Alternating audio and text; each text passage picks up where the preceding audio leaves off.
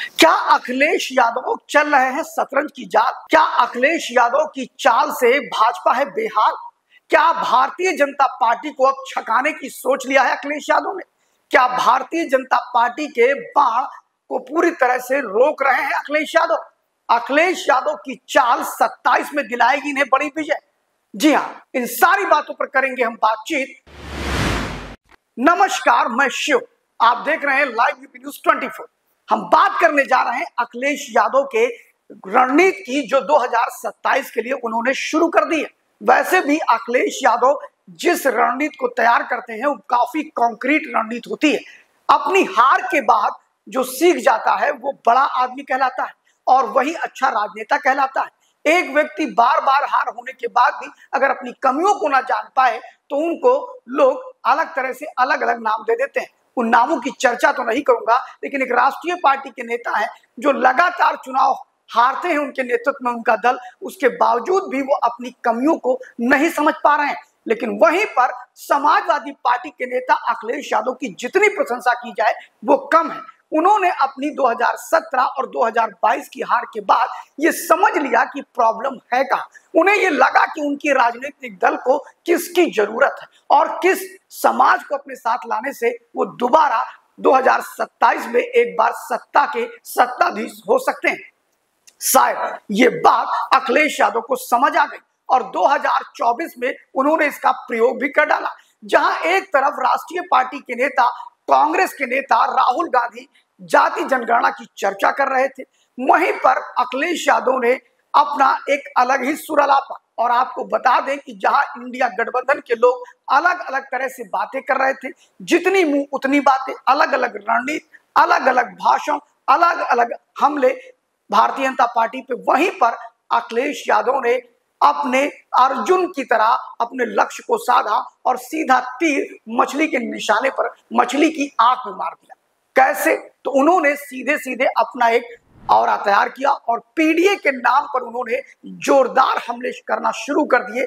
अखिलेश यादव ने भारतीय जनता पार्टी पे, उनके मुद्दे पीडीए के इर्द गिर्द ही रहे, कभी वो अपने विषय से इधर उधर भटके नहीं, अटके नहीं। और शायद यही कारण था कि भारतीय जनता पार्टी जो कि उत्तर प्रदेश में बिगुल बजा चुकी है 71 सीटें जीतने का, भारतीय जनता पार्टी जो उत्तर प्रदेश में लार्जेस्ट विनिंग पोजीशन में रहती थी, जिसकी वजह से भारतीय जनता पार्टी पूर्ण बहुमत की 2 बार सरकार चला चुकी है केंद्र में, उसको एक बड़ा झटका दिया और मोदी को बैसाखियों पर आना पड़ा। इसका एक सबसे बड़ा श्रेय अगर किसी को जाता है तो वो अखिलेश यादव को जाता है। अखिलेश यादव ने पीडीए, पिछड़ा दलित और अल्पसंख्यक का जो कॉम्बिनेशन शुरू किया, फिलहाल उसकी नकल करने का काम उन्हीं की पार्टी की एक विधायक पल्लवी पटेल ने भी किया, जो कि अपना दल कमेरावादी की नेता है। उन्होंने भी पीडीएम शुरू कर दिया था, यानी पिछड़ा दलित और मुसलमान। फिलहाल लोगों ने उनको पसंद नहीं किया, लेकिन लोकसभा के चुनाव में जिस प्रकार अखिलेश यादव ने 37 सीट जीतकर ये बता दिया कि अब वो सही दिशा में चल रहे हैं, सही तरह से काम चल रहे हैं, काम कर रहे हैं। लेकिन अब आपको बताते हैं कि अखिलेश यादव शतरंज में जिस तरह हम जीत के लिए पैदल को आगे बढ़ाते हैं, कभी घोड़े को पीछे ले जाते हैं, कभी ऊंट की चाल चलते हैं तो कभी हाथी की चाल चलते हैं, ठीक उसी तरह अखिलेश यादव ने भी अपनी राजनीति को बना लिया है। अब कोई एक तरह से अखिलेश यादव पर हमले नहीं कर सकता। ये वही अखिलेश यादव है जो अपने स्टैंड कायम रखते थे, जिस तरफ जाते थे वहीं रहते थे। लेकिन अब अखिलेश यादव ने अपने स्टैंड को 24 घंटे में बदलना सीख लिया है और ये राजनीति की मांग है, ये राजनीति की डिमांड है और उसको अखिलेश यादव ने पूरा कर दिया। जैसे रामजी लाल सुमन जो उनकी पार्टी के सांसद है, कभी बहुजन समाज पार्टी में रहे, आज वो राज्यसभा के सदस्य हैं। रामजी लाल सुमन ने एक स्टेटमेंट राणा सांगा पर दिया, जो कि भारत के अगर देखा जाए तो हिंदुत्व के प्रतीक हैं, भारत के महापुरुष हैं। और जब उन पर टिप्पणी हुई और उन पर हमले करने शुरू किए भारतीय जनता पार्टी और भी राष्ट्रवादी लोगों ने, तो अखिलेश यादव उनके समर्थन में डटकर खड़े हो गए और एक तरह से धमकी भरे शब्दों का प्रयोग भी करते रहे कि कोई छू कर दिखा दे रामजी लाल सुमन को। उनके नेताओं ने, उनके कार्यकर्ताओं ने भी रामजी लाल सुमन के साथ समर्थन में खड़े हो गए, सड़कों पर भी आए, सड़कों पर भी विरोध किया और अखिलेश यादव भी उनके समर्थन से बिल्कुल नहीं डिगे। लेकिन वही अखिलेश यादव कुछ ही दिन बाद अपना पूरे का पूरा जो उनका स्टैंड था वो बदल जाता है। वो अपनी पार्टी के क्षत्रिय नेताओं के साथ महाराणा प्रताप की जयंती पर एक आयोजन करते हैं अपने कार्यालय पर और कहते हैं कि महाराणा प्रताप की आदमकद प्रतिमा हम फिर से बनाएंगे, उत्तर प्रदेश के राजधानी लखनऊ के अंदर बनाएंगे। इसके अलावा वो कहते हैं कि महाराणा प्रताप देश के महापुरुष थे, जबकि राणा सांगा उनके बाबा थे। तो उन्होंने कहा कि महाराणा प्रताप के जयंती पर 2 दिन की छुट्टी योगी आदित्यनाथ सरकार को करना चाहिए। फिलहाल उनका जाता ही क्या है, कौन से वो सरकार में जो 2 दिन की छुट्टी देने से कुछ नुकसान और फायदा होना है। लेकिन उन्होंने एक बड़ा पासा फेंक दिया योगी आदित्यनाथ पर।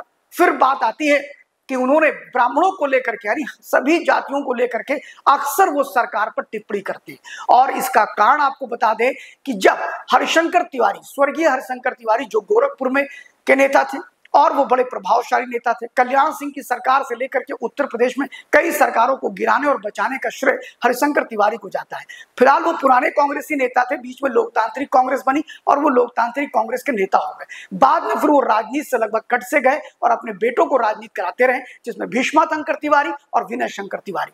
विनय शंकर तिवारी पर ईडी ने अभी कार्रवाई की, जिसको लेकर अखिलेश यादव ने फिर अपनी एक चाल चली। इसको हम ब्राह्मण वाला ऊँट बोल देते हैं। और ब्राह्मण वाली जब उन्होंने चाल चली तो अपने पार्टी कार्यालय पे एक बड़ा आयोजन किया और कहा कि ब्राह्मणों के साथ दुर्व्यवहार कर रही है सरकार, ये सरकार एक विशेष जात की सरकार है, ऐसे हमले करने शुरू किए योगी आदित्यनाथ पर। और उसके बाद उन्होंने अपने पीडीए का नाम भी बदल दिया और कहा कि इसका नाम पंडित दलित और अल्पसंख्यक है।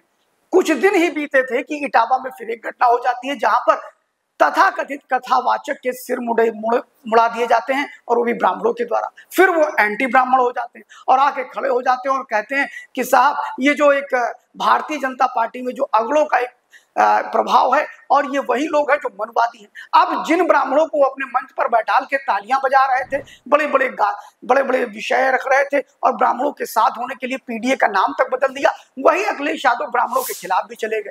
कहने का मतलब सिर्फ इतना है कि अखिलेश यादव को अब सिर्फ वोट चाहिए साहब, और वोट के लिए कुछ भी करना हम करेंगे। इसके आपको दुष्परिणाम और परिणाम तो नजर आ रहे होंगे, लेकिन मेरा ये मानना है कि अखिलेश यादव अब एक ही स्टैंड पर कायम नहीं रहते।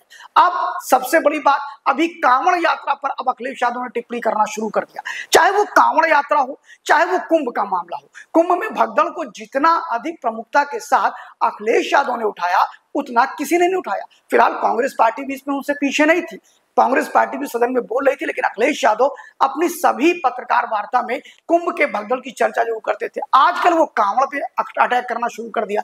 जबकि कुंभ को लेकर के जो एक डाटा हमारे पास आया, यानी कि विश्व हिंदू परिषद से लेकर के सरकार जो आंकड़े दे रही है, उसमें अगर आप कहते हो कि ब्राह्मण सिर्फ 2% है, 4% है, अगली जातियां सिर्फ 20% हैं, तो इसका मतलब कुंभ में आने वाले 80% पिछड़े यानी पीडीए के लोग ही नहाने आए थे और कांवड़ में भी पीडीए के लोग ही जाते हैं। तो ऐसे में आप कांवड़ की बुराई करके उनके वोट ले सकते हैं क्या? लेकिन उन्हें पता है कि कांवड़ की बुराई करने से या कांवड़ पर आरोप लगाने से, धर्म की राजनीति का आरोप लगाने से एक बहुत बड़ा समुदाय है जिसको आप मुस्लिम बोलते हैं, वो वोट उनके साथ रहेगा। वहीं पर समय के साथ अपना गोल पोस्ट चेंज करने वाले अखिलेश यादव, जो कभी यादवों के साथ खड़े हो जाते हैं, कभी ब्राह्मणों के साथ खड़े हो जाते हैं, कभी क्षत्रियों के साथ खड़े हो जाते हैं, तो एक तरह से सारी जातियों में वो घालमेल बनाए हुए हैं। ये उनकी रणनीति का एक हिस्सा हो सकता है।